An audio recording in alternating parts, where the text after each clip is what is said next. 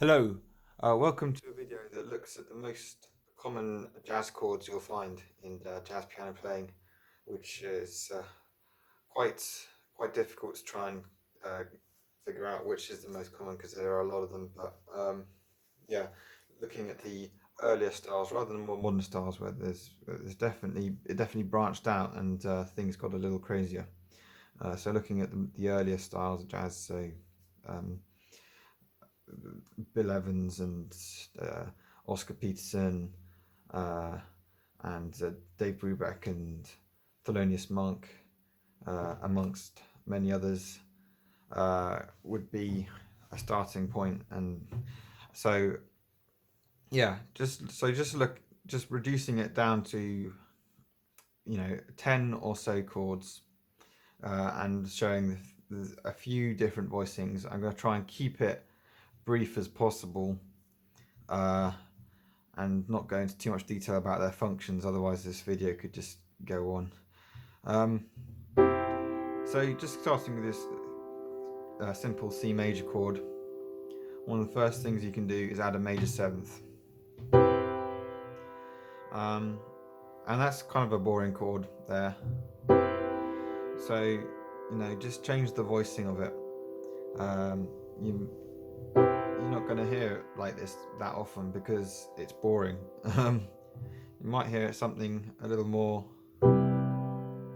refined like that, or possibly, or maybe the seventh is doubled up an octave. And you'll start to hear how these kind of chords sound more familiar, what you'll hear. Or we could go up an octave higher in the right hand. And try to keep this brief, but we could also add in a ninth, and that has that nice feel to it. We can do that and do the same thing. If they've got the hand span, they might do this kind of thing where they're playing the third up here an octave higher. And of course, because the third's here, you may not need the third there. You've got something like that, and again, that can be an octave higher, and this can also be an octave higher.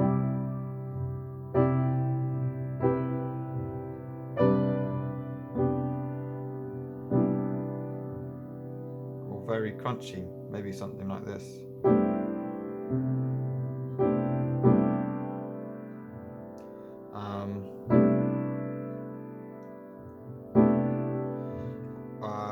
Yeah, we can also add the sixth.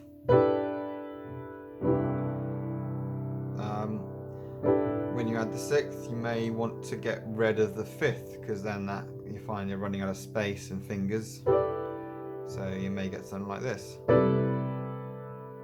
Again, that sounds nice down here. You can take the E up here. Yeah. So that's exploring the possibilities of a major seventh. Adding a sixth and a ninth does nice things to it. Going back to this, adding on a minor seventh extension, you have this. Again, that's a boring chord. You might hear it something like this. We're taking away the fifth, don't need it, and just got the other two up here, the seventh and the third up here. Or maybe like this. See how it's split across two octaves here? That's a nice voicing. Or maybe we might hear something like this. With this up here, parts of the chord here, and other parts down here. That's a nice voicing. That's a nice voicing. Yeah, how to make that chord more interesting. And then you can alter the fifth. You can sharpen it. You can flatten it. So you might get something like this. Which seems, But if you take it in context, remember this is a dominant 7th chord, and they like to resolve to upper 4th or down a 5th. So C likes to resolve to an F. So you know it has that tension there to give way for that more calmer chord. So you can do that. With sharpening 5th, there's a nice leading up to the A, like that, from the F. You can also flatten the 5th.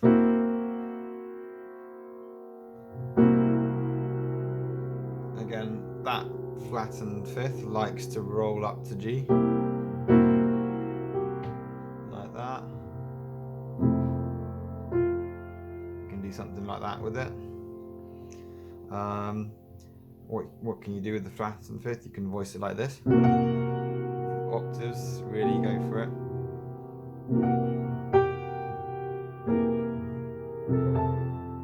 Have a really chromatic, use both the flattened and the sharpened 5th there. Yeah. And then you could also add on a 9th, and that's that sound. Get familiar with this sound. This video is also just to help you get familiar with all the different chords there are and get to recognize them like faces. So yeah, adding on that 9th, how to describe it? I can't describe it, it's just better just to hear it and got that texture to it. So yeah, that's one way to voice it. It's all direct, just spreading it across octaves is a nice way to do it. And then spread it down here. It's a good one, adding the 9th, because it contains a G minor chord. When you're on C, you can essentially play a G minor chord over a C major chord.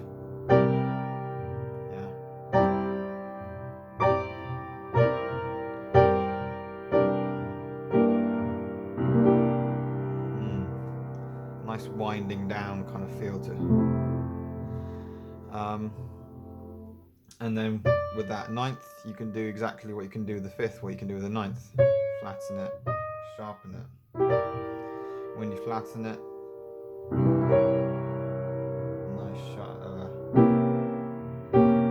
nice tension there.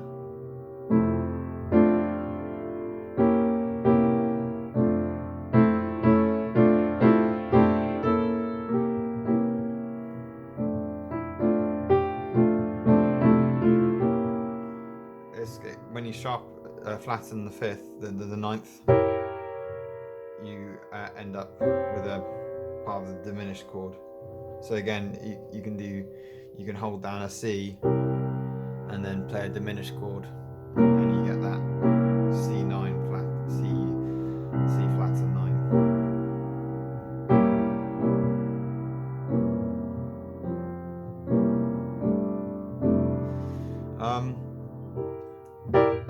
When you sharpen the 9th, get a Jimi Hendrix chord, as some may call it. Yeah, you'll begin. That's quite a distinctive chord. You'll begin to recognise that wherever you hit, wherever you go.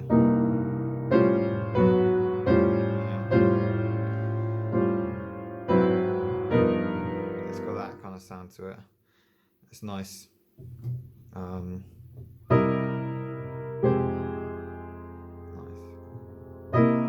To the major or minor with any of these chords, any of these variations of the dominant 7th chord. And of course, on top of varying the 9th, you can vary the 5th at the same time, so then you have all these variations. More likely to hear a sharpened 5th with a sharpened 9th.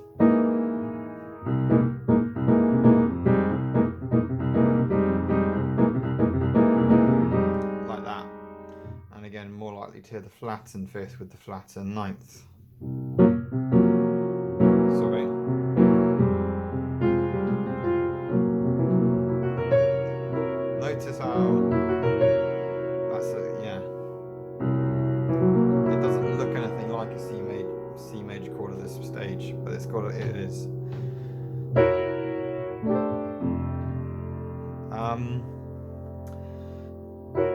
I think that's covered that. I don't want to go too far into that because we are already 10 minutes long.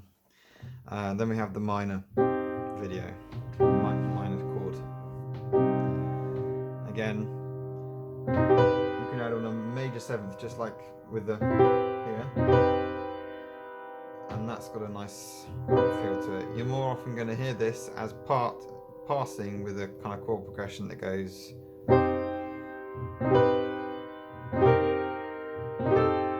with that climbing down more often, but not exclusively.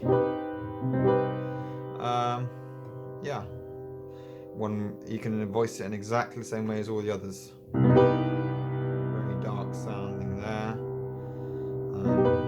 Notice how when you do this you end up with this augmented chord.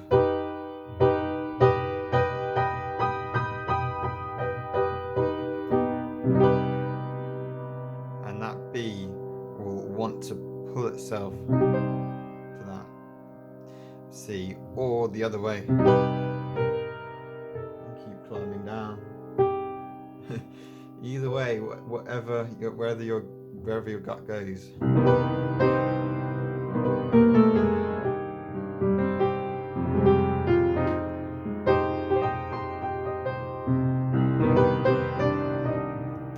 It's got that nice, yeah, sort of Casablanca sound to it.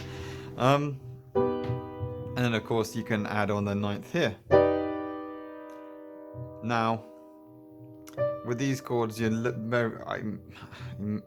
can hear all kinds of things. There's no limits, but really not very common to hear like a flattened ninth, flattened fifth, sharpened fifth, flattened ninth, sharpened ninth.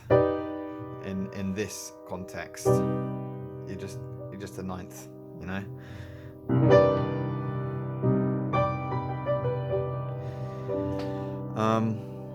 Yeah. So that's that. Then you get into adding a minor ninth on top of your C minor chord. Again, this is a boring chord. Let's do something like this, spread across the octaves. Oh, adding a ninth there. Sorry, didn't mention that. Yeah, already added a ninth. It's just intuitive. So you can add on the ninth. Again,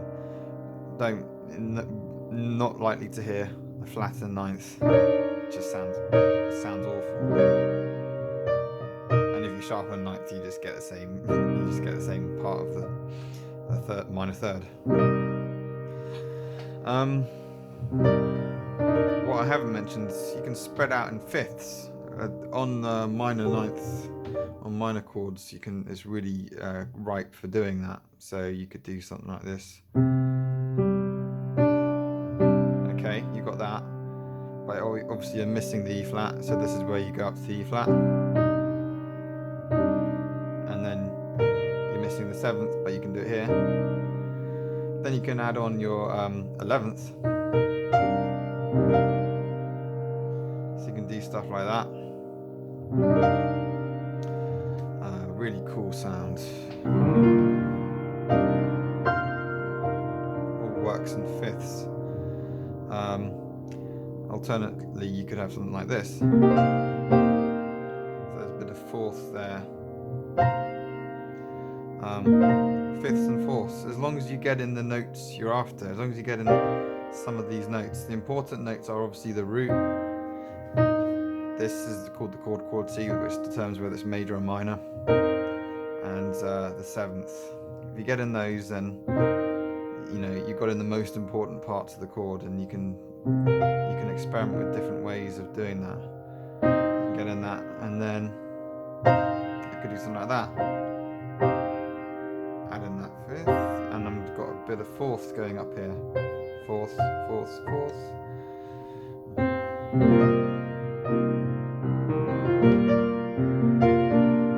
One thing I like to do with the minor chord is look at it in its simplest form like that.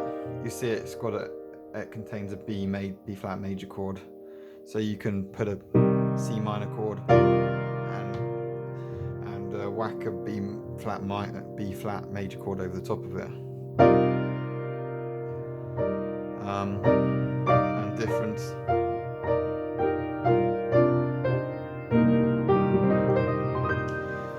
Yeah, so that's all just on the same chord. And that's your lot. Oh yeah, that is your lot. That's there's plenty of others, but I think that's a good handful to go with. So I hope that helps. And no, one more chord. Going back to the C, a really common chord. It's scandalous that I don't mention it. When you have a sixth, so it's going to be the A, and you also have the flat and ninth. Yeah, that will be a familiar sound.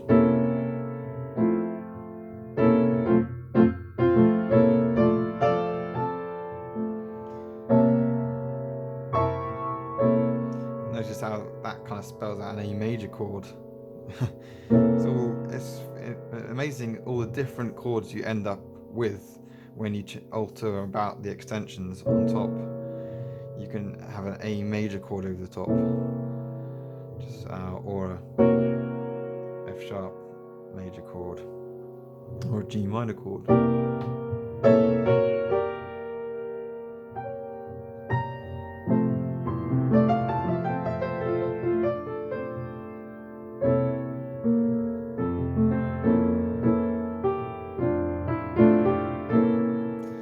Yeah,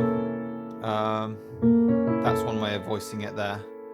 I hope this was helpful somewhat and somewhat easy to follow. Sorry if not, but you can always pause it and analyze it closely. And good luck.